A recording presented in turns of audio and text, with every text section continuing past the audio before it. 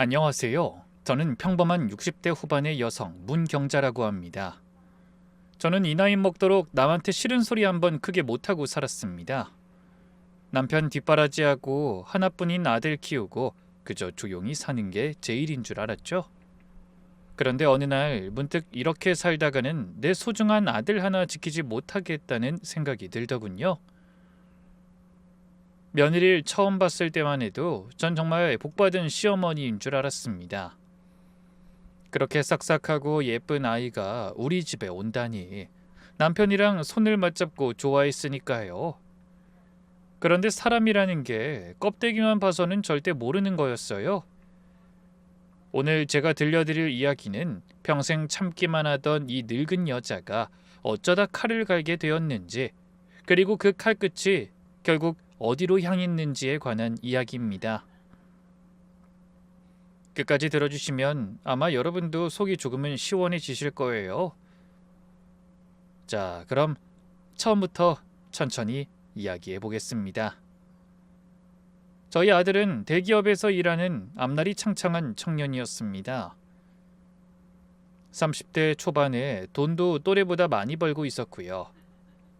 솔직히 하나 있는 아들이 잘 돼서 좋기도 했지만 그보다 아들이 빨리 장가를 가서 가정을 이루는 것이 너무 보고 싶었습니다. 아들은 성정이 부드럽고 착한 아이였는데 크면서도 그게 어디 가지 않더군요. 게다가 사춘기 무렵부터는 여자를 대하는 것을 어려워해서 그 뒤로 30이 될 때까지도 아들에게 여자친구가 있다는 이야기를 듣지 못했으니까요.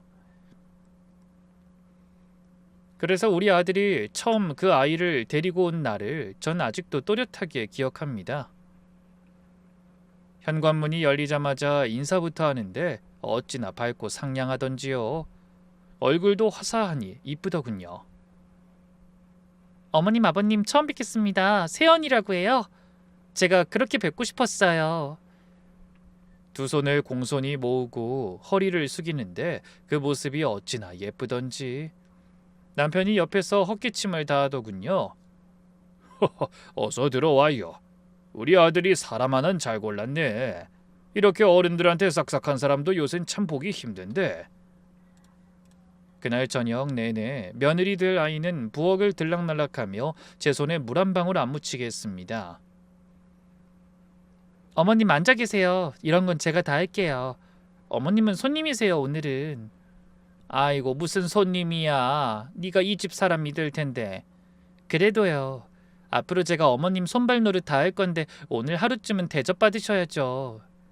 그 말이 어찌나 예쁘던지. 저는 그날 밤 잠자리에 누워서 남편한테 이렇게 말했습니다. 여보, 우리 며느리 참 잘 들어왔죠? 저렇게 부침성 좋은 애가 어디 흔한가요? 저는 너무 기분이 좋았어요. 아들이 데려온 여자가 착하고 싹싹한 것도 좋았지만 어른들을 잘 보고 이것저것 잘 맞춰주는 걸 눈치챘거든요. 솔직히 처음에는 걱정을 많이 했어요. 우리 아들보다 4살이나 많은 연상인데다가 나이가 이미 40이 다 되어가고 있었거든요. 아무래도 이세 걱정이 될 수밖에 없었죠. 직접 보지 못하고 그 아이를 만나기 전엔 아들에게 그냥 만나기만 하고 결혼은 하지 말라고 몇 번이나 말해봤었지만 결국 소용이 없었죠. 사실 그날 처음 며느리 될 아이를 만났을 때도 처음에는 그다지 기대도 하지 않았어요. 그런데 정작 며느리 될 사람을 보니 저희의 생각이 모두 편견이었다는 걸 깨닫고 부끄러웠죠. 나이가 많으면 뭐 어떠냐. 저렇게 싹싹하고 어른한테 잘하는데. 그래도 인성이 제대로 된 사람이라고 생각했기에 결혼을 허락하기로 했습니다. 아들 내외가 결혼할 때 며느리가 그러더군요. 어머님 걱정하지 마세요. 제가 잘할게요. 마치 제 걱정을 한 번에 날리는 듯한 말에 저는 며느리 손을 잡고 연신 쓰다듬으며 고맙다고 인사했을 정도예요. 며느린 그 말을 지키기라도 하듯 저희 부부에게 아주 잘해줬습니다. 명절이며 생일이며 특별한 날에는 꼭 선물을 보내줬고요. 2주에 한 번씩 만나 식사도 하러 다녔습니다. 너무 좋았죠. 없던 딸이 생긴 기분이었으니까요. 딸 가진 엄마들은 다 이런 기분일까 생각이 들기도 했죠. 저는 이 행복이 오래 갈 거라고 생각했습니다. 하지만 즐거운 시간이 지나면 힘든 시간도 오기 마련이더군요. 아들이 결혼하고 반년도 채 안 되었을 때 그이가 갑자기 세상을 떠났어요. 아침에 멀쩡히 밥 먹고 나갔던 사람이 저녁에 병원에서 눈을 감았습니다. 심장마비라는 말을 많이 들어봤는데 제 남편이 그런 것에 걸려 돌아갈 줄은 상상조차 못했죠. 게다가 주변에 사람이 없을 때 쓰러지는 바람에 적절한 응급치료를 받지 못해서 더 안타까운 상황이었어요. 저와 아들은 그만큼 힘들었고 며느린 더 열심히 제 심기를 살피고 저를 보살펴 주려 했어요. 그렇게 장례식이 끝나고 남편이 남긴 거라곤 우리 부부가 오래 살던 집 한 채와 남편의 사망보험금 1억 5천 그리고 적금이 전부였습니다. 큰 재산 같은 건 애초에 없는 사람들이었으니까요. 그래도 이 사망보험금이 많이 나와서 다행이었죠. 그런데 문제는 그때 아들 내외가 살집을 구하던 중이었다는 겁니다. 아들이 어렵게 얘기를 꺼내더군요. 엄마, 그 집값이 생각보다 많이 모자라. 근데 이번에 고른 집이 회사랑도 가깝고 여러모로 여건이 좋아서 엄마가 좀 도와줄 순 없어요? 아무래도 아들이 좋은 직장에 돈을 많이 번다지만 집을 마련하는 건 혼자서는 어려운 일이었죠. 그리고 남편이 죽기 전에도 아들 집 마련할 때 돈을 보태자고 이야기했었고요. 그게 남편의 사망보험이 될지는 몰랐지만요. 저는 고민하지 않았습니다. 자식이 잘 되길 바라는 마음뿐이었고 원래도 주려고 했던 돈이었으니까요. 얼마나 모자라는데? 그게 절반이나 모자라. 혹시 무리라면 다른 데 찾아볼 테니까 너무 걱정하지 말고. 아들 몫의 사망보험금을 주더라도 턱없이 모자란 금액이었습니다. 전 그날로 은행에 갔습니다. 남편이랑 함께 노후에 쓰려고 10년 넘게 부었던 적금이 있었거든요. 그걸 깨서 집값 절반과 남편의 사망보험금 전체를 아들 손에 쥐어줬습니다. 솔직히 노후 대책으로 모은 돈이었지만 아들과 며느리를 생각하면 아깝지도 않았어요. 게다가 저에게는 한 가지 아들 내외가 전혀 모르는 사실이 있었습니다. 남편이 죽기 1년 전 저는 뜻밖의 부고를 받았어요. 어릴 적 저와 어머니를 매몰차게 내쳤던 친정아버지가 세상을 떠났다는 소식이었죠. 전 그런 아버지를 용서할 생각도 없었고 아들에게도 남편에게도 아버지가 죽었다고 전했어요. 아들은 여전히 그렇게 알고 있었고요. 평생 남처럼 살았던 그 양반이 죽기 전에 무슨 마음을 먹었는지 저에게 상가 건물 하나를 남겨놨더군요. 그걸 아무에게도 이야기하지 않고 관리만 하던 중이었어요. 솔직히 이 건물 이야기를 하려면 친정아버지가 살아계셨고 저를 버렸고 어머니를 버렸고 이런 이야기를 해야 하는데 하기 싫었거든요. 그래서 없는 듯 놔뒀죠. 그 당시에는 당장 필요한 곳도 없었으니까요. 그런데 이렇게 돈 쓸 일이 생기니 그 건물이 참 고맙더군요. 그래서 아들에게 집 사는데 보태라며 남편 사망보험금도 모두 줬고 적금도 준 거죠. 나중에 손주를 보면 그때 이야기를 꺼낼 생각이었습니다. 그 전까진 조용히 관리만 할 생각이었고요. 엄마 이거 진짜 받아도 돼? 이거 엄마 노후자금이잖아. 됐다. 어미 걱정은 말고 너희들이 오순도순 잘 살면 그게 내 노후다.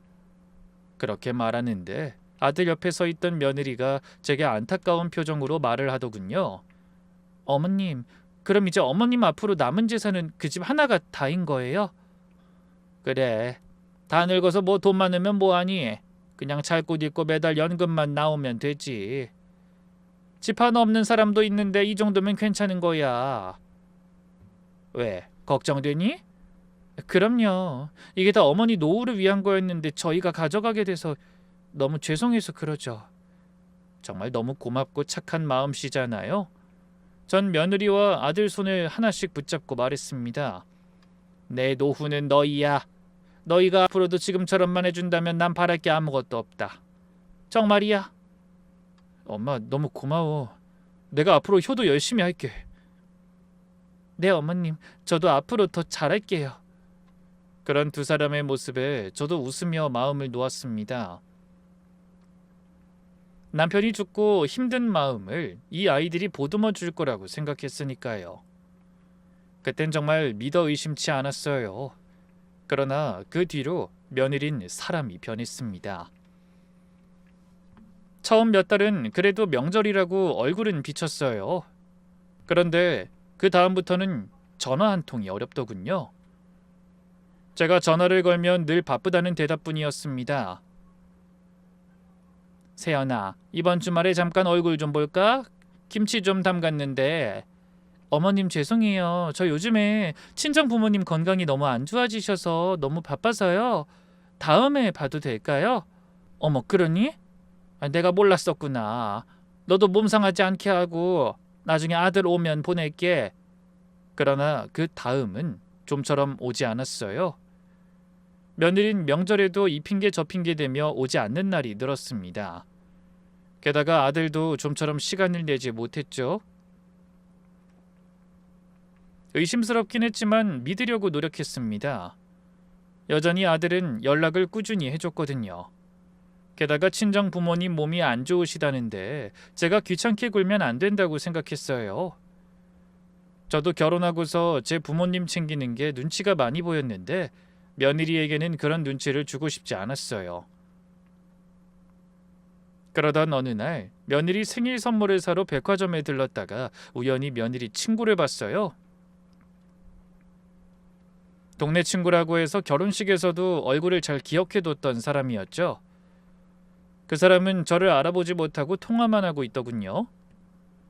아는 척하는 것도 이상한 일이다 싶어 아무 말 없이 근처에서 며느리 생일 선물을 고르고 있는데 그 사람이 통화를 하며 며느리 이야기를 하더군요. 세연이?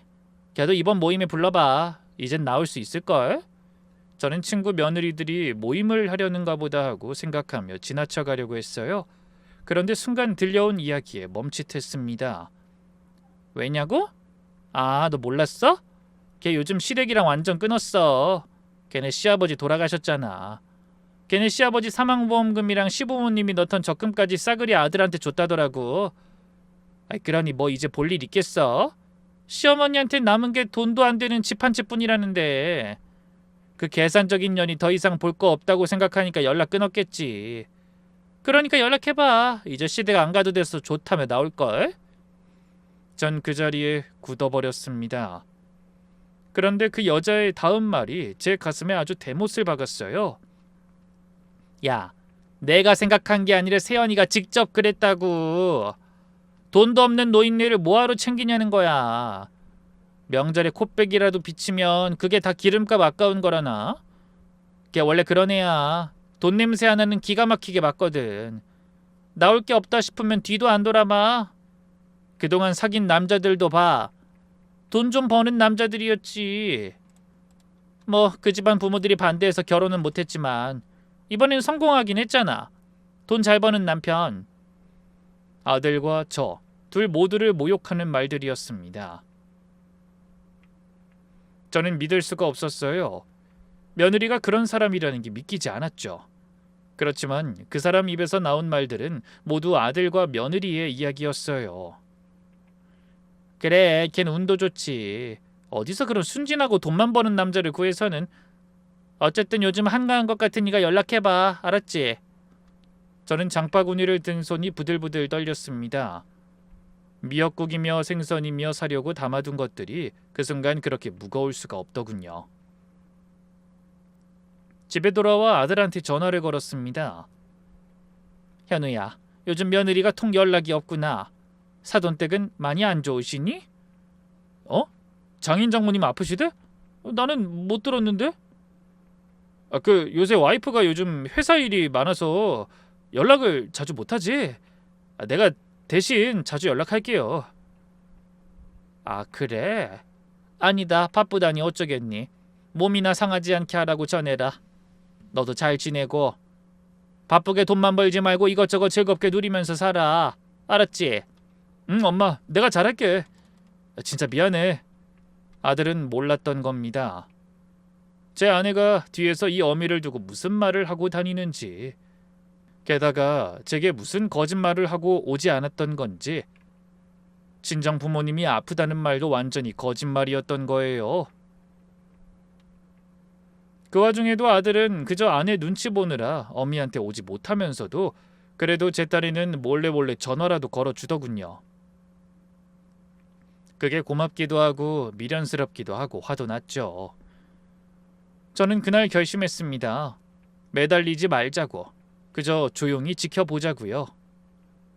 그런데 마음 한구석에서는 불덩이 같은 게 자꾸 치밀어 올랐습니다. 그 불덩이가 나중에 어떤 일을 만들지 그때는 저도 몰랐죠. 그래서 며느리 선물을 사두고도 전해주지 못했어요. 그간의 고마운 마음을 담아 꽤 비싼 지갑을 사뒀는데 말이죠. 그러다 제 생일이 다가왔습니다. 그날 저는 은근히 아들 내외를 기다렸어요. 미역국까지 끓여놓고요. 그런데 아들한테서 전화가 왔습니다.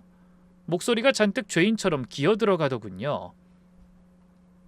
엄마 미안해. 오늘 못 갈 것 같아. 왜? 무슨 일 있니?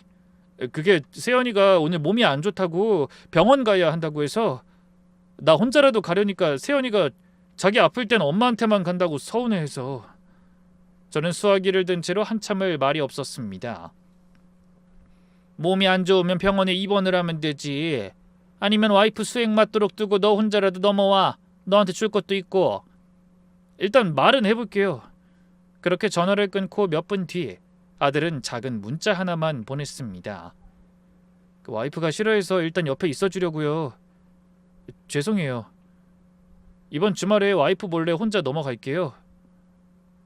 그 문자를 보고 나서 저는 식어버린 미역국을 물끄러미 바라봤습니다. 그러다 갑자기 헛웃음이 나오더군요. 제 생일이라 뻔히 가겠다는 아들을 말리는 모양새가, 그런 며느리 때문에 생일조차 가족의 축하를 받지 못한다는 게 너무나 어이없었거든요. 갑자기 그때 며느리 친구의 대화 내용이 떠오르더군요. 계산적인 애라고요. 세상에 털어서 먼지 하나 안 나오는 사람 없다는 말이 있잖아요. 전 그날 그 며느리라는 아이를 한번 제대로 털어봐야겠다고 마음먹었습니다. 곱게 늙어가려던 이 시어미가 처음으로 지독한 결심을 한 거죠. 다음 날 저는 아는 사람 소개로 흥신소라는 곳을 찾아갔습니다. 남편 없이 그런 데를 혼자 찾아가려니 다리가 다 후들거리더군요. 평생 이런 일을 해본 적이 없어서 더 두려웠지만 마음을 굳게 먹었습니다. 어떤 걸 알아봐 드릴까요, 어머님? 우리 며느리가 결혼 전에 어떤 사람이었는지 그게 궁금해서요. 돈은 걱정 마세요. 얼마든 드릴 테니 아주 샅샅이 알아봐 주세요. 보통 이런 의뢰하시는 분들은 다 이유가 있으시더라고요. 뭔가 걸리는 게 있으신 거죠? 아무리 생각해도 걔가 돈 때문에 결혼한 것 같은데, 제가 재산을 좀 넘겨준 뒤로는 아들까지 저한테 못 오도록 통제하는 것 같아요. 뭔가 꿍꿍이가 있는 것 같고요. 게다가 얼마 전 그의 지인이 나누는 대화를 들은 적 있는데 예전에도 그런 남자들만 만났었다고. 그렇게 조사가 시작됐습니다. 그리고 며칠 뒤 흥신소에서 걸려온 첫 전화를 받는 순간 저는 제 귀를 의심할 수밖에 없었습니다. 어머님 이거 놀라지 말고 들으세요. 며느님 예전에 같이 일하던 지인을 하나 찾았는데요. 노래방에서 도우미로 같이 일했다는 여자예요. 노래방 도우미요? 순간 여기서 들을 거라고는 예상도 못한 단어에 저도 당황했습니다. 네, 근데 그 여자 말이 며느님이 오래전에 큰 수술을 했다더라고요. 자궁을 드러내는 수술요. 그러니까 며느님은 아이를 못 낳는 몸이라는 겁니다. 그리고 그걸 증명할 자료까지 그 여자가 갖고 있다고 해요. 저는 수화기를 든 손이 덜덜 떨렸습니다. 며느리는 그런 이야기를 한 적도 없었어요. 제가 손주 얼른 보고 싶다고, 나이가 더 들면 출산 후 몸이 더 아플 거라며 말하는 제게 며느린 괜찮다며 병원에서는 너무 건강하고 정상이라 곧 생길 거라고 했거든요. 저는 그 이야기에 그저 아기가 늦되나 보다 하고 있었고요. 그런데 그게 아니었던 겁니다. 그 애는 처음부터 아이를 낳을 수 없는 몸이었으면서 그걸 저한테 숨기고 우리 아들과 결혼한 거였어요. 물론 며느리가 당한 일이 여자로서는 참기 힘들 만큼 슬프고 아픈 일인 건 알지만 결혼 전에는 이야기를 해줬어야죠. 게다가 아는 지인이 노래방 도우미라니. 저는 그 순간 아들이 며느리의 이런 상황을 알고 있나 궁금했습니다. 알고도 결혼했다면 어쩔 수 없지만 아들도 몰랐다면 이건 문제가 있다고 생각했어요. 게다가 돈 때문에 저에게 잘해줬다가 제가 돈을 넘겨주고 나니 안면몰수하고 모르는 척하는 모습이 너무 역겨웠어요. 게다가 제 아들마저 자기 입맛대로 다루려고 하는 모습을 보니 더 이상 참을 수 없었어요. 며칠 뒤 저는 아들에게 전화를 걸어 아주 무심한 척 제가 가진 건물 이야기를 흘렸습니다. 현우야, 며느리한테 생일 마련해뒀으니 직접 가져가라고 전해주거라. 내가 직접 가고 싶어도 바빠서 못 가. 요즘 건물 관리하느라 몸이 다 쑤신다 얘. 건물? 무슨 건물 엄마? 아, 넌 몰랐을 거다. 엄마가 너한테 외할아버지 어릴 때 돌아가셨다고 했잖아. 사실은 살아 계셨어. 그냥 나랑 네 외할아버지 버리고 가신 분이라 내가 죽었다고 말했지. 근데 네 아버지 죽기 전에 외할아버지가 돌아가시면서 나한테 상가 건물을 하나 남기셨어. 제법 커. 뭐 늙은이 혼자 관리하려니 골치는 아프다만. 엄마, 그런 게 있었으면 진작 말을 하지. 대박이다 진짜. 안 그래도 엄마 노후 자금으로 집 산 것 같아서 죄송했는데 나중에 내가 빌린 돈 갚을 때까진 그걸로 쓰세요. 저도 금방 벌어서 갚을게요. 그래, 그 며느리한테는 안부나 전해다오. 요즘엔 연락도 안 되네. 제가 그렇게 이야기를 하고 전화를 끊었습니다. 그리고 아니나 다를까 그날 저녁 몇 달 동안 전화 한 통 없던 며느리한테서 전화가 왔습니다. 아들에게 이야기를 들은 게 틀림없었죠. 목소리 톤이 완전히 달라져 있었습니다. 어머님, 저 세연이에요. 제가 그동안 너무 무심했죠. 어머님 잘 지내셨어요? 그냥 그랬지. 그런데 웬일이니? 이 아침에 연락 한 통 없다가. 아유, 어머님 죄송해요. 제가 요즘 어머님 생각이 얼마나 나는지 몰라요. 우리 어머님 혼자 적적하시겠다 싶어서 잠도 안 오더라니까요. 저 이번 주말에 어머님 뵈러 갈게요. 맛있는 거 사드릴게요. 몇 달에 코빼기도 안 비치던 아이가 건물 이야기 나온 지 하루 만에 이러는 겁니다. 저는 화가 나기보다 오히려 헛웃음이 나왔어요. 하지만 겉으로는 아무렇지 않은 척 받아줬습니다. 그래, 바쁘면 안 와도 되는데 그건 많이 바빴잖니. 그리고 나도 뭐 요즘엔 이것저것 잘 먹어서 딱히 먹고 싶은 것도 없고. 어머님, 제가 며느리인데 바쁘다고 어머님을 안 모시면 되나요? 걱정 마세요. 음식은 어머님이 먹어보지도 못한 엄청 비싸고 좋은 걸로 사드릴게요. 그간의 무신경함은 생각도 못할 만큼 싹싹해진 며느리와의 전화를 끊고 저는 곧바로 흥신소에 전화를 걸었습니다. 조사 멈추지 말고 계속해주세요. 그 아이 과거를 아주 뿌리까지 다 파주세요. 그 노래방 지인이 갖고 있다는 증거도 반드시 확보해 주시고요. 값은 부르는 대로 드리겠습니다. 그렇게 저는 저를 향해 웃으며 다가오는 며느리의 뒤통수를 칠 준비를 하며 선물을 하나 준비했습니다. 그리고 약속한 주말, 며느리는 저를 아주 비싼 식당으로 데려갔습니다. 그날은 아들도 없이 며느리와 단둘이었어요. 한정식집인데 상 하나에 몇십만 원은 좋게 나올 것 같은 곳이었어요. 며느린 자리에 앉자마자 메뉴판을 제 앞으로 쭉 밀더군요. 어머님, 뭐 드시고 싶으세요? 여기 다 시키세요. 제일 비싼 걸로요. 이런 데를 다 와보고 생일날에도 못 와봤는데. 아유, 어머니, 그땐 정말 죄송했어요. 제가 너무 아픈데 혼자 있는 게 너무 힘들어서 그랬어요. 그래서 오늘 생신상이라고 생각하시고 좋은 데 모신 거예요. 아무거나 드시고 싶으신 거 다 드세요. 며느리의 천박하고 음흉한 속이 훤히 들여다 보였지만 웃음을 꾹 참고 그 장단에 맞춰줬습니다. 그래, 그럼 어미가 사양 않고 먹으마. 이왕 이렇게 된 거 저기 저 제일 비싼 코스로 하자. 이 집이 얼마나 잘하는지 봐야지. 어머, 당연하죠. 여기요, 여기 제일 비싼 코스 이걸로 주시고요. 이쪽 요리도 갖다 주세요. 전 그날 정말 오랜만에 배부르게 그리고 아주 비싸게 얻어먹었습니다. 평소 같으면 돈 아까워서 못 먹을 것들을 며느리 돈으로 실컷 먹었죠. 식사가 끝나갈 무렵 며느리가 계산대로 가더군요. 전 일부러 그 아이가 카드를 긁는 것까지 영수증을 받아 지갑에 넣는 것까지 다 지켜봤습니다. 확실히 그 아이 돈으로 계산한 걸 두 눈으로 본 다음에야 저는 준비해온 것을 꺼냈어요. 곱게 포장한 작은 봉투 하나를 며느리 앞으로 쓱 내밀었습니다. 세연아, 어미가 오늘 얻어먹기만 해서 미안해서 너 주려고 하나 준비했다. 어머, 어머님, 뭘 이런 걸 다 준비하셨어요? 뭔데요? 열어봐도 돼요? 그럼 열어봐라. 네가 좋아할 거다. 며느린 설레는 얼굴로 봉투를 열었습니다.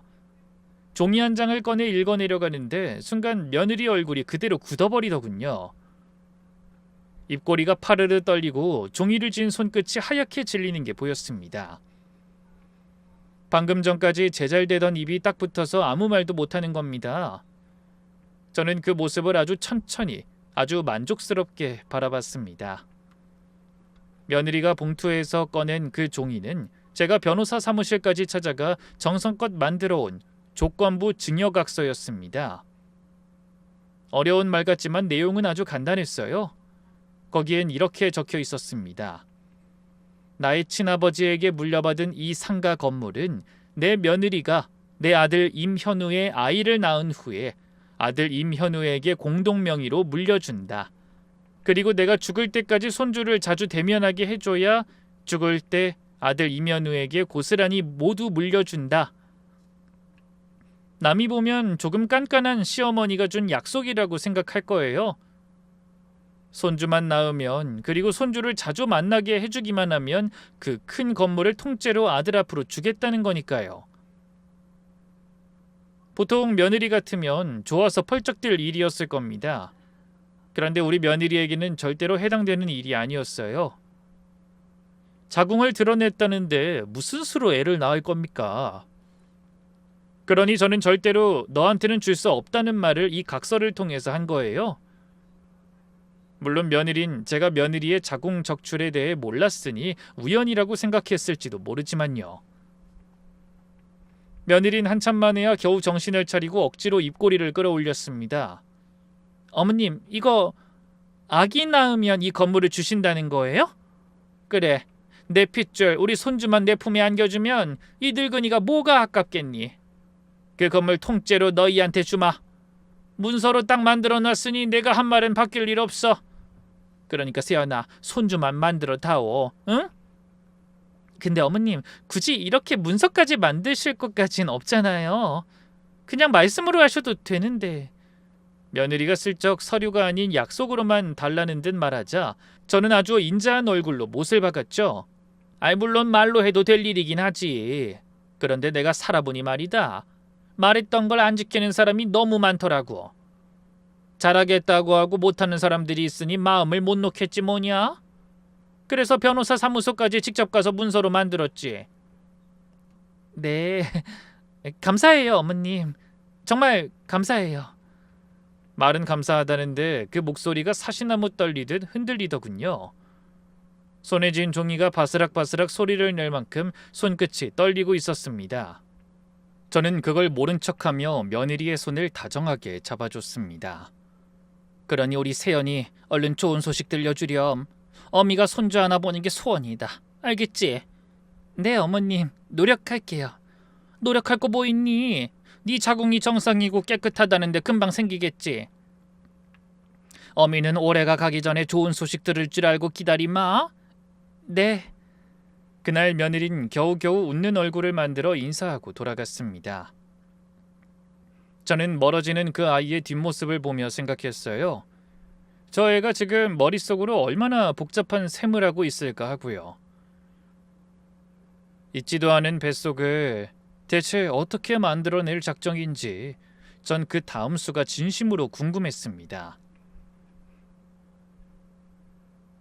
며칠 뒤 흥신소에서 두툼한 서류 봉투 하나를 들고 저를 찾아왔습니다. 담당자는 봉투를 내려놓으며 한숨을 푹 쉬더군요. 어머님, 이거 보시면 아마 밤에 잠 못 주무실 겁니다. 그 며느님 보통 사람이 아니에요. 어디 봅시다. 다 각오하고 시작한 일이에요. 봉투한 내용은 정말이지 상상을 뛰어넘는 것이었습니다. 지금으로부터 10년도 더 전, 그러니까 며느리가 25살 때의 일이었습니다. 그 애는 그때 아주 돈 많은 노인 한 분의 외아들에게 접근했다고 해요. 노인의 이름은 남기석, 그 외아들은 남태준이라고 했습니다. 며느린 그 아들을 꼬드긴 뒤 임신을 했다고 속였습니다. 그런데 그 뱃속의 아이는 남태준의 아이가 아니었어요. 당시 며느리가 몰래 만나던 또 다른 남자의 아이였던 겁니다. 며느린 그 아이를 낳아서 마치 남태준의 아이인 것처럼 노인 집안에 안겼습니다. 손주를 본 그 노인이 얼마나 기뻐했겠어요? 노인은 며느리에게 재산을 아낌없이 물려줬습니다. 그런데 며느린 그 재산을 받자마자 몽땅 팔아치우고는 아이고 뭐고 다 버린 채 흔적도 없이 사라져버린 겁니다. 담당자가 서류를 넘기며 설명을 이어갔어요. 그 변치한 금액이 수십억이랍니다, 어머님.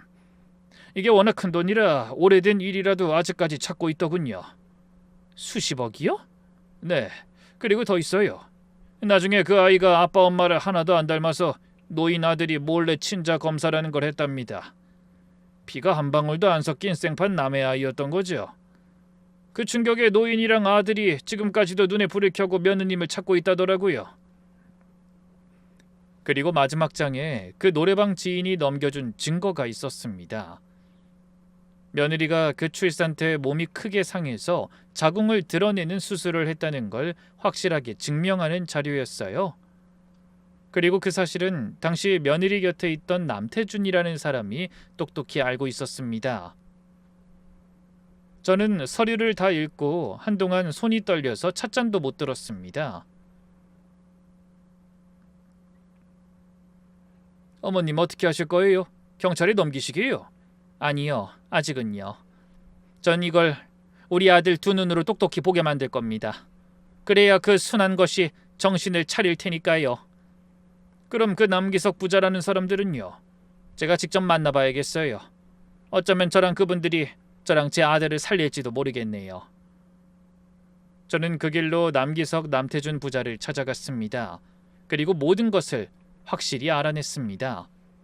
그리고 저희는 며느리를 잡기로 했습니다. 남은 건 그 애가 스스로 함정 속으로 걸어 들어오는 것뿐이었어요. 그 서류를 받아간 지 2달쯤 지났을까요? 며느리한테서 전화가 왔습니다. 목소리가 잔뜩 들떠있더군요.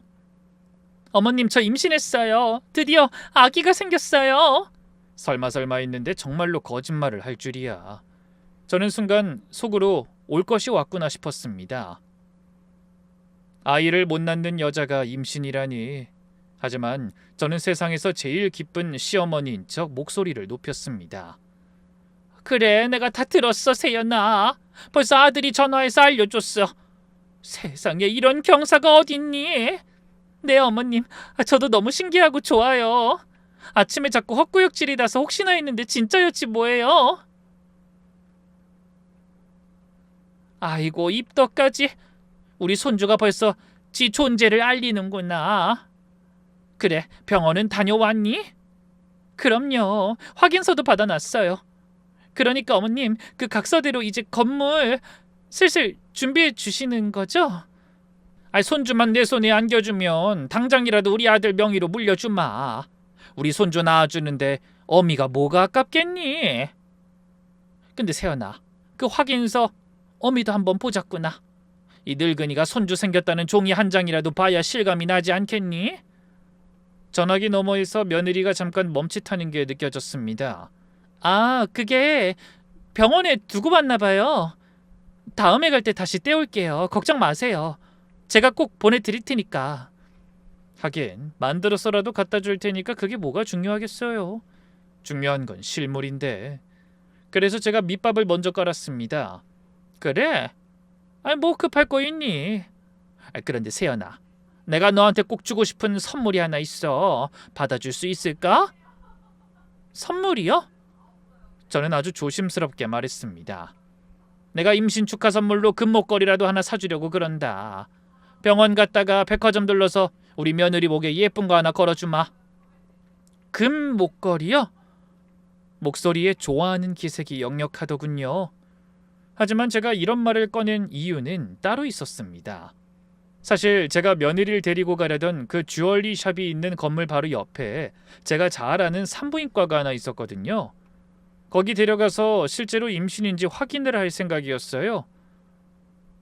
어제 저녁 아들이 제게 먼저 전화했을 때 제가 그랬거든요. 임신 축하 서프라이즈로 좋은 산부인과 예약해 놨다고요. 며느리한텐 금목걸이 선물해 줄 건데 나도 손주 심장 뛰는 거 보고 싶으니 서프라이즈 같이 해달라고 말했죠. 그랬더니 아들이 좋아하더군요. 자기도 아직 초음파 같이 못 봤다고, 엄마랑 같이 보면 좋을 것 같다고 하면서 저와 며느리 사이가 다시 돈독해지는 것 같아 보기 좋다고 말했습니다. 그날이 무슨 일이 벌어질지도 모르고 좋아하는 아들을 보며 미안한 마음이 들었지만 마음을 더 독하게 먹었어요. 아들이 그 여자의 진실을 모르면 이렇게 내내 그 여자에게 끌려다닐 것 같아서요. 혹시 임신 초기라서 나오기 싫으면 안 나와도 된다. 그래도 내가 선물로 주고 싶어서 그래. 임신 중기 되면 이래저래 몸도 무거워서 못 다닐 텐데 차라리 지금 가는 게 괜찮지 않겠어? 솔직히 아기 가진 며느리한테 이 정도는 해주고 싶어서 그래. 좋아요 어머니. 그럼 이번 주에 저희가 갈게요. 약속 장소만 알려주세요. 그래, 아들한테 문자 보내놓으마. 조심해서 오거라. 그리고 샵은 내가 좋은 곳 알아뒀으니 오면 같이 가자. 그렇게 저는 며느리가 도망칠 구멍을 하나씩 막으며 그 애를 산부인과 문 앞까지 끌고 갈 판을 완성했습니다. 토요일이 되었습니다. 저는 며느리와 약속한 주얼리샵 건물 앞에서 며느리를 기다렸어요. 며느리와 아들은 아무것도 모른 채 그저 싱글벙글이었죠. 어머님, 여기 샵 좋네요. 어서 들어가 봐요. 그래. 그런데 그 임신 확인서는 혹시 가져왔니? 구경 한번 해보고 싶은데. 제가 말하자 며느리가 제게 임신 확인서를 척하니 주더군요. 여기 있어요, 어머님. 성별은 16주 돼야 알 수 있대요. 초음파 사진도 찍긴 했어요. 저는 임신 확인서를 쓱 보고는 가방 안에 넣었습니다. 이게 며느리의 목을 조르게 될 증거였죠. 전 그런 며느리에게 웃어 보이며 말했습니다. 그 전에 우리 저기부터 들리지 않으련? 제가 산부인과를 바라보며 말을 꺼냈습니다. 그러자 며느리의 표정이 허옇게 죽어가는 게 실시간으로 보이더군요. 전 아무것도 모르는 척 말했습니다. 내가 현우랑 몰래 다 얘기해놨다. 우리 며느리 임신 축하한다고 서프라이즈로 아주 좋은 산부인과를 하나 예약해놨어. 아는 분이 하는 곳인데 특별히 잘 봐준다고 약속하셨어. 가서 우리 아기 심장 소리 한 번만 같이 듣자꾸나. 이 늙은이도 할머니 되는 즐거움이란 걸 좀 알고 싶어서 그래. 세연아, 어서 와. 엄마가 진짜 좋은 데 예약해줬어. 우리 아기 오늘 처음 보는 거네? 나 진짜 밤에 잠도 안 오더라. 응. 근데 자기야, 나 오늘 컨디션이 좀 안 좋은데 다음에 오면 안 돼? 컨디션 안 좋으면 병원에 가는 게 오히려 마음 편하잖아. 여기 예약도 힘든데래. 엄마가 특별히 잡아준 건데 들어가서 아기 잘 있는지 심장 소리만 듣고 오자. 저는 며느리 등을 살살 떠밀며 건물 안으로 이끌었습니다. 자, 어서 들어가자. 우리 손주 얼굴 보러. 내가 이 순간을 얼마나 기다렸는지 아니? 그런데 며느리가 건물 입구에서 딱 멈춰서더니 발이 땅에 붙은 것처럼 움직이질 않는 겁니다. 저 어머님, 저 오늘 진짜 못 들어가겠어요. 속이 너무 안 좋아요. 아까는 컨디션이 안 좋다더니 이젠 속이 안 좋아? 그러니까 병원 들어가서 의사한테 보이면 되지. 어서 들어가자. 아니 그게 아니라 저 사실 아침에 다른 병원에서 이미 보고 왔어요. 그러니까 오늘은 굳이. 자기 아침에 병원 갔었어? 나한텐 말 안 했잖아. 왜 나 몰래 갔어? 아들의 얼굴에서 웃음기가 조금씩 사라지는 게 보였습니다. 며느린 핑계를 댈 때마다 말이 자꾸 바뀌었고 그 바뀌는 말이 아들의 눈에 하나둘 이상하게 비치기 시작한 거예요. 여보, 왜 자꾸 말이 바뀌어? 컨디션이 안 좋댔다가 속이 안 좋댔다가 이젠 아침에 밭댔다가 대체 뭐가 진짜야? 자긴 지금 누구 편이야? 나 몸 안 좋다는데 왜 어머니 편만 들어? 궁지에 몰린 며느리가 갑자기 얼굴을 확 바꾸더니 소리를 지르기 시작했습니다. 어머님, 지금 저 못 믿으시는 거예요? 임신한 며느리를 이렇게 병원까지 끌고 와서 몰아세우고 이게 시어머니가 할 짓이에요? 내가 언제 널 몰아세웠니? 손주 심장 소리 듣자는 게 그렇게 몰아세우는 거야? 난 이해가 안 되는구나. 아이, 몸이 안 좋으면 산부인과 가서 확인을 해봐야지. 산모가 왜 이렇게 미련하게 굴어? 지금 이게 학대지 뭐예요? 임신 초기 산모가 얼마나 예민한데 억지로 끌고 다니면서. 저 이러다 아기라도 잘못되면 어머님이 책임지실 거예요? 자기야, 당신 엄마 좀 봐. 나 이렇게 힘든데 병원 가자고 협박하잖아. 나 무서워 죽겠어. 며느리가 아들 팔에 매달려 눈물까지 짜내기 시작했습니다. 순한 아들이 그 눈물에 또 마음이 흔들리는 게 보였어요. 엄마, 세연이가 저렇게 힘들다는데 오늘은 그냥 돌아갈까? 바로 그 순간이었습니다. 전 아주 천천히, 아주 여유롭게 웃으며 손을 들어 맞은편 찻집을 향해 신호를 보냈습니다. 그러면 인사나 하고 가렴. 오늘 너한테 인사시켜줄 분들을 어미가 특별히 모셔왔거든. 저기 오시는구나. 며느리가 고개를 돌렸습니다. 그리고 저만 치서 백발의 노인 한 분과 중년 남자 하나가 천천히 걸어오는 걸 본 순간 그 애의 얼굴에서 핏기가 싹 가셨습니다. 조금 전까지 짜내던 눈물이 쏙 들어가고 대신 진짜 공포가 그 얼굴을 뒤덮었어요. 세연아, 오랜만이다. 아주 잘 먹고 잘 살고 있었네. 남의 집안은 박살내놓고. 남태준과 남기석 부자였습니다.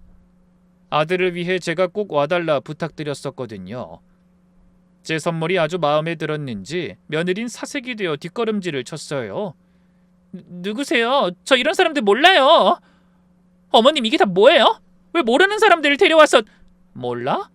정말 몰라? 남태준의 아버지 남기석 노인이 지팡이를 짚고 한 걸음 다가섰습니다. 그 목소리가 부들부들 떨리고 있었어요. 이 몹쓸 거사! 네가 10년 전에 내 아들 꼬여서 남의 자식을 내 손주라고 안겼지. 내가 그 갓난쟁이 없고 얼마나 좋아했는지 아느냐? 재산이며 뭐며 다 퍼줬더니 그걸 싹 팔아치우고 도망을 가. 사람이 그러고도 벌을 안 받아? 몰라요. 사람 잘못 보셨어요. 잘못 봐. 이 얼굴을 내가 10년을 잊은 줄 아느냐? 눈 감아도 보이는 얼굴인데. 남태준이 한 발 더 다가서며 쐐기를 박았습니다. 그리고 너 그때 그 애 낳다가 몸상에서 자궁까지 드러냈잖아. 내가 병원에서 보호자로 수술 동의서까지 썼어. 근데 지금 임신을 했고 누구 앞에서 사기를 쳐? 애를 못 낳는 몸으로 무슨 임신이야? 그 말에 우리 아들이 그대로 얼어붙었습니다. 자궁을 드러내? 여보, 저게 무슨 소리야? 너 임신했다며? 지금 당장 뱃속에 우리 아기 있다며? 며느린 계속 고개를 미친 듯이 내저었습니다. 아니야, 다 거짓말이야. 저 사람들이 어머님이랑 짜고 다 모함하는 거라고. 자기야, 나 믿지? 응? 그때 남태준 씨가 폰에 있는 사진을 보여줬습니다. 바로 10년도 더 전에 찍은 수술 동의서였어요. 며느린 그 사진을 보는 순간 완전히 무너졌습니다. 다리가 풀려 그대로 바닥에 주저앉아 버렸죠. 입술만 달싹거릴 뿐 아무 말도 나오지 않는 모양이었습니다. 어떻게 그걸... 그땐 미안한 마음에 사진 찍어 놓은 거였어. 당신이 더 이상 임신을 못한다는 걸 알게 돼서 내가 더 잘하려고. 그런데 너는 다른 놈이랑 붙어먹고선 내 핏줄도 아닌 애를 데려와서 내 아들이라고 사기를 쳤지? 저는 주저앉은 며느리를 내려다보며 아주 오랜만에 속이 다 후련해지는 걸 느꼈습니다. 그리고 그 모든 광경을 우리 아들이 두 눈으로 똑똑히 지켜보고 있었죠. 아들은 한동안 아무 말도 못하고 서 있었습니다. 방금 눈앞에서 벌어진 일을 도무지 믿을 수 없다는 얼굴이었어요. 얼굴이 하얗게 질렸다가 벌겋게 달아올랐다가 몇 번이나 표정이 바뀌더군요. 그러다 한참 만에 아주 조용한 목소리로 아내에게 물었습니다. 여보, 지금 저분들이 하는 말 다 사실이야? 자기야, 아니야. 저 사람들이 나 모함하는 거야. 저 사기꾼들이 어머님이랑 짜고. 그럼 당신이 애를 못 낳는다는 것도 거짓말이지, 어? 그럼 내 뱃속에 애가 있다니까? 그렇지. 아들이 환하게 웃자 며느리도 한시름 놓은 듯 웃더군요. 그때 아들이 그랬습니다. 그럼 저 사람들 신고하게 당장 산부인과 가서 우리 아기부터 확인하자. 당신이 임신한 걸 확인하면 저 사람들도 더는 못 우기겠지. 아들의 말에 며느리의 웃음은 순식간에 사라졌습니다. 며느린 대답을 못했죠. 그리고 그 침묵은 곧 대답이었죠. 아들의 표정이 일그러지기 시작했습니다. 임신했다는 거 그것도 다 거짓말이었어? 대답하라고! 나한테 임신했다고 그렇게 좋아했잖아. 헛구역질 난다고 입덧한다고. 그것도 다 저 거짓말이었어? 대체 왜? 내가 결혼 전부터 아이가 갖고 싶다고 그렇게 말했는데 아예 임신을 못하는 몸이라니. 말해봐, 왜 그랬어? 아들의 목소리가 쩌렁쩌렁 울렸습니다. 순하디 순한 그 아이가 그렇게 화를 내는 걸 전 그 애를 낳고 처음 봤어요. 그래서 제가 대답해줬죠. 왜겠니? 내가 쟤한테 그랬거든. 손주 생기면 내 건물 너한테 준다고. 그랬더니 2달 만에 임신했다고 연락 오더라. 아들 얼굴이 완전히 일그러졌습니다. 믿음이 완전히 박살난 사람의 모습이었죠. 내가 우리 엄마 노후 자금까지 다 받아서 집 산 거 그거 다 너 좋으라고 한 거였어. 근데 넌 그 돈 받자마자 우리 엄마한테 연락 끊었지? 명절에도 안 갔고 우리 엄마 생일엔 나까지 못 가게 막았어. 난 당신이 힘들어서 그런 거라고 이해하려고 했는데. 이해하려고 했으면 그냥 이해를 해. 왜 흔들리는데? 당신 나 사랑한다며. 어디서 사랑 타령이야? 넌 임신도 못하는 몸이고 우리 엄마한텐 이제 더 이상 뜯어낼 돈이 없다는 이유로 숨쉬듯 무례하게 굴었어. 결국 너랑 엄마 사이를 저울질하도록 만들어서 엄마보다 널 선택하도록 만들었잖아. 엄마 생일에 가겠다는 것도 당신이 억지로 나 붙잡았잖아. 아들의 눈에서 굵은 눈물이 뚝뚝 떨어졌습니다. 내 월급 다 가져가서 관리하겠다고 했을 때도 이해하려고 했는데 이제야 알겠네. 네가 날 좋아해서 결혼한 게 아니라 내가 벌어다주는 돈 보고 결혼했다는 거. 며느린 끝내 아무 말도 하지 못했습니다. 그 침묵이 지난 몇 년의 결혼 생활이 전부 거짓이었다는 걸 증명하고 있었죠. 아들은 그 자리에 주저앉은 아내를 한참 내려다보다가 저에게 다가와 제 손을 꼭 잡았습니다. 그 큰 손이 부들부들 떨리고 있었어요. 엄마 미안해. 내가 진짜 바보였어. 엄마가 얼마나 힘드셨을지 이제 알겠어. 엄마 생일에 못 가고 엄마 돈 없다고 무시당하는 것도 모르고 내가 정말 불효자야. 내가 죽일 놈이야. 아니다 현우야. 네가 무슨 죄가 있니? 저 애가 널 홀린 거지. 이제라도 알았으면 됐다. 그거면 됐어. 아니야 엄마. 저런 여자인 것도 모르고 결혼한 내 잘못이야. 항상 자기 뜻대로 하던 아들이 강경하게 나오자 며느린 그제야 다급하게 아들 바짓가랑이를 붙잡았습니다. 자기야, 내가 잘못했어. 어머님한테 나쁘게 군 거 내가 다 인정하고 사과하고 속죄할게. 죽을 때까지 내 죄값 치를 테니까 내 이야기 좀 들어줘. 응? 내가 다 해명할 수 있어. 다 오해고. 하지만 우리 아들은 그 손을 아주 차갑게 뿌리쳤습니다. 놔. 당신 같은 여자한테 허비할 시간 같은 거 없어. 이미 예전에 그 순하기만 하던 아들이 아니었습니다. 그렇게 아들과 저는 돌아오고 며느린 그 남씨 집안 사람들과 함께 이야기를 하러 끌려가더군요. 그들과 이야기가 어떻게 됐는진 모르겠지만 며칠 뒤 며느리가 마지막 카드를 꺼내들었어요. 아직도 저 순한 남편을 이용할 수 있다고 믿었던 모양입니다. 며느린 아들에게 전화를 걸어 이렇게 흔들었습니다. 자기야, 나 이혼하면 재산 절반 받을 권리 있는 거 알지? 나 위자료랑 재산 분할 다 청구할 거야. 그리고 자기 엄마 나 학대한 걸로 신고할 거야. 노인네들이 며느리 음해한 거 그거 다 죄야. 그런데 이번엔 아들이 예전처럼 흔들리지 않았습니다. 아들은 스피커폰을 통해 그 통화 내용을 저에게 그대로 들려줬어요. 세상이 그렇게 만만하니? 넌 참 양심이 없는 건지 생각이 없는 건지, 그것도 아니면 죄의식이 없는 거냐? 네가 죄를 지었는데 재산 절반이 가당키나 해? 어머님? 아니 제가 무슨 죄를 지었다고 이러세요? 막말로 제가 어머님한테 얼마나 잘했는데요. 당연히 위자료라도 받아야죠. 재산 다 받기 전까지만 그랬지. 그리고 위자료? 꿈도 꾸지 마. 오히려 우리 아들이 위자료 받아야 될 판이야. 네가 임신했다고 가짜 서류 만들어서 건물 받아내려던 거, 그거 아주 큰 죄야. 남을 속여서 재산을 뜯어내려 한 거니까.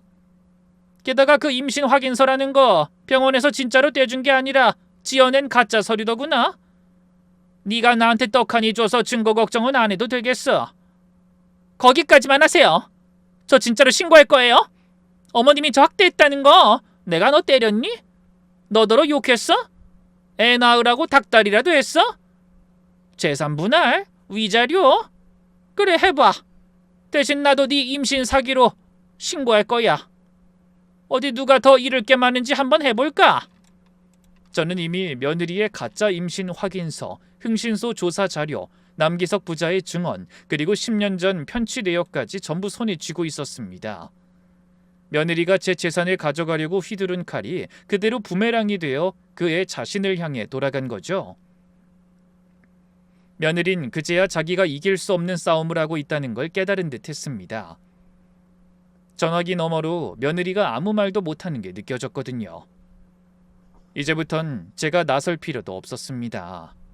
아들이 직접 며느리의 지옥이 되었으니까요. 아들은 더 이상 흔들리지 않았습니다. 하긴 평생의 사랑이라 믿었던 와이프가 알고 보니 애까지 낳아서 사기까지 치고 그 짓을 본인에게까지 하려고 했다는 걸 알았는데 흔들릴 수가 없죠. 아들은 먼저 이혼 소송을 걸었습니다. 며느리는 남을 속인 잘못이 명백했기 때문에 재산 분할이며 위자료며 아무것도 챙길 수 없었어요. 오히려 그동안 아들과 절 속이고 돈을 노린 것 때문에 며느리가 물어줘야 할 판이 되었죠. 그리고 10년 전 그 사건, 남기석 남태준 부자가 정식으로 고소를 진행했습니다. 남의 아이를 속여 낳고 수십억을 뜯어낸 그 큰 죄가 10년이 지났어도 처벌을 피할 수 없을 만큼 큰 사건이었거든요. 며느린 결국 경찰 조사를 받기로 했습니다. 가짜 임신 확인서를 만들어 건물을 받아내려 했던 것도 죄가 되었어요. 남을 속여 큰 재산을 가로채려 한 것이니까요. 며느리한테서 다급한 전화가 왔습니다. 목소리가 완전히 무너져 있더군요. 어머님 제발 한 번만 봐주세요. 저 이러다 진짜 감옥 가요. 제가 그래도 초반엔 잘했잖아요. 어머님도 좋아하셨고. 그렇게 평생 모실 테니까 제발. 예, 나는 얼마 전에 사람한테 크게 되어서 이제 사람 말이라면 믿는 것도 힘들어. 그래서 네 말을 믿어줄 수가 없네. 그런데 너무 서운해하지 마라. 내가 사람을 못 믿게 된 건 다 너 때문이었으니까. 내가 재산 가지고 있을 땐 하하호호 어머님 아버님 하면서 간이며 쓸기며 다 빼줄 것처럼 굴더니 재산 다 받아내고는 아예 연락을 끊어버렸지. 그러니까 잘못했다니까요. 내가 너희 집값 절반을 내 노후 자금 깨서 대줬어. 10년을 부은 적금이었고 남편 목숨값이었어. 그런데 넌 그 돈 받아 챙기자마자 나한테 돈 없다고 전화 한 통을 뚝 끊었지. 내 생일에 우리 아들까지 못 오게 막았어. 네가 대체 무슨 권리로 아들이 엄마 보겠다는 것까지 막아? 난 그게 제일 괘씸해. 재산이야 어차피 아들한테 갈 거였지만 내 아들을 자기 엄마를 버리는 폐륜아로 만들려는 네 행동이 제일 최악이라고. 제가 미쳤었어요. 눈이 뒤집혔었나 봐요. 며느린 전화기 너머로 엉엉 울었습니다. 무릎이라도 꿇은 듯 목소리가 바닥에서 올라오더군요. 하지만 전 조금도 흔들리지 않았어요. 그 애가 10년 넘게 얼마나 많은 노인들을, 얼마나 많은 사람들을 울렸을지 생각하니 이 정도 눈물은 정말 아무것도 아니었으니까요. 다 네가 뿌린 씨고 다 네가 받아야 할 업이다. 네가 지은 죄를 왜 남 보고 덜어달라고 하니? 사람이 얼마나 염치가 없고 뻔뻔하면 이런 일들을 버려놓고 이제 와서 도와달라고? 내가 죽어도 너 절대 못 도와줘. 저는 그 말을 끝으로 전화를 끊었습니다. 그리고 며칠 뒤 마침내 이혼이 확정되었습니다. 빈털터리가 된 며느린 경찰 조사까지 앞두고 있었어요. 그동안 남을 속여 쌓아 올린 모든 것이 한순간에 무너져 내린 겁니다. 이혼 서류에 도장을 찍던 날 며느리를 보게 됐습니다. 얼굴이 반쪽이 됐더군요. 넌 네가 재수가 없어서 이렇게 됐다고 생각하지? 근데 아니야. 처음부터 끝까지 다 내 계획이었어. 네가 내 건물에 욕심낼 것 같아서 아들한테 말 흘렸고 손주 낳아야 건물 증여한다는 서류도 내가 작성했지. 사실 나도 긴가민가 했어. 네가 돈만 밝히는 애가 아니라면 걸려들지 않을 테니까. 그런데 이렇게 보기 좋게 걸려들어서 생고생하고 있네. 보기 참 좋아.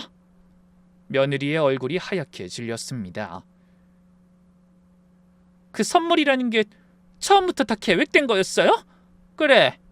어차피 난 너한테 한 푼도 안 주고 아들이랑 이혼시킬 생각이었거든. 내 아들 설득하는 게 제일 어려운 일이라고 생각했는데 네가 잘 걸려줘서 참 고마웠지. 며느린 그 자리에서 다리가 풀려 주저앉았습니다. 내가 미쳤다고 너한테 내 건물을 주니? 그리고 내 아들도 너 같은 년한텐 줄 생각 없어. 그러니까 이혼하고 두 번 다시 우리 아들 찾아오지 마. 네가 내 아들이랑 결혼하면 그 건물, 내 재산은 모두 사회에 환원해버리고 죽을 거니까. 저는 자리에서 일어서며 마지막으로 이렇게 말했습니다. 농담이라고 생각해도 돼. 근데 이미 변호사 사무실에 유언장이 있다는 건 잊지 말고. 뭐 그렇게까지 안 해도 우리 아들이 너한테 정이 확 떨어졌거든. 그렇게 며느린 아무것도 손에 쥐지 못한 채 우리 곁을 떠났습니다. 저는 아버지가 남겨주신 그 건물을 온전히 지켜냈고 우리 아들도 되찾았죠. 그날 이후 아들은 이혼을 겪고 마음고생을 많이 했지만 그만큼 세상을 보는 눈도 깊어졌죠. 가끔 사람들이 저에게 묻습니다. 그 며느리한테 그렇게까지 해야 했냐고요. 그럼 저는 이렇게 대답합니다. 곱게 부탁했으면 저도 곱게 늙어갔을 거라고요. 하지만 사람을 돈으로만 재고 없다 싶으면 헌신짝처럼 버리는 사람에게는 그에 맞는 대접을 해줘야 하는 법이라고요. 이 늙은 여자가 처음으로 독하게 마음먹고 지켜낸 것은 결국 건물이 아니라 제 자식이었습니다. 그거 하나면 저는 충분히 만족합니다. 며느린 돈만 보고 시어머니를 버렸지만 그 시어머니가 조용히 진실을 파헤쳐 아들을 지키고 며느리의 거짓을 모두 밝혀냈습니다. 가짜 임신과 지난날의 죄까지 드러나 며느린 모든 것을 잃고 떠났죠. 사람을 돈으로만 재는 이는 결국 그 저울 위에서 스스로를 잰다는 것, 그리고 아무리 순한 사람도 자식을 지킬 때는 누구보다 강해진다는 것, 이것이 제가 여러분께 드리고 싶은 이야기입니다.